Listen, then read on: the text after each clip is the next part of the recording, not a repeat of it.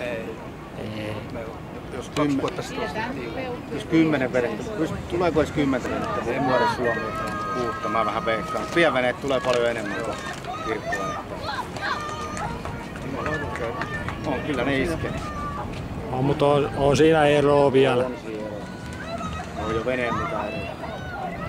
Perkele häviää vielä tämän. Tää kulma vääristää meillä vielä aika paljon. On veneen mitään. Joo. Näkee nyt jo siitä. Onhan se ihan selkeä. Mitä Olavi hölmöili reitin valinnassa? Ei mä en tiedä miksi sä ajoit tonne. Juttu reitti pitäisi olla. No, tuskin sitä kukaan sen paremmin olisi. Niin. Tai Kuopio teki rohkeen vedon. Niin se, että leikkasi sellaista paikkaa, että oli pakko ajaa ulos. Niin.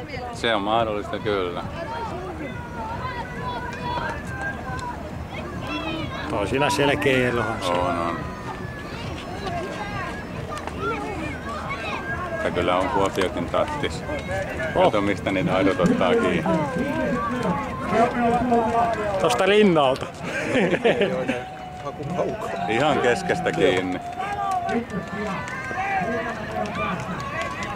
Tää on kyllä Kalmarillakin kulmat ihan erilaiset.